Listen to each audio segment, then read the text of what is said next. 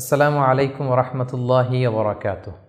আল্লাহ তালা ইরশাদ করছেন, ইয়ামহাকুল্লাহুর রিবা ওয়া ইউরবি সাদাকাত, অর্থাৎ আল্লাহ তালা তিনি সুদকে মিটিয়ে দেন এবং সাদাকাকে তিনি বাড়িয়ে দেন। কালামুল্লাহ মাজিদে আল্লাহ তালা দানকে বা দানের উপমাকে তিনি একটি চারা বীজের সাথে তুলনা করেছেন।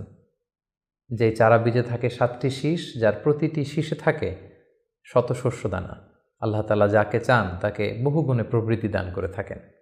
প্রিয় দিনী ভাই এবং বোনেরা, দান মানুষের জীবন থেকে বিপদকে তাড়িয়ে দেয় এবং দানশীল ব্যক্তিকে আল্লাহ তাআলা বড্ড পছন্দ করেন। তাই আসুন দানকে আমরা আমাদের প্রতিদিনের অভ্যাসে পরিণত করি। রাসূলুল্লাহ সাল্লাল্লাহু আলাইহি ওয়াসাল্লাম ইরশাদ করেছেন, আহাব্বুল আ'মালি ইলাল্লাহি আদওয়ামুহা ওয়া ইন ক্বাল্লা, অর্থাৎ আল্লাহর কাছে সবচাইতে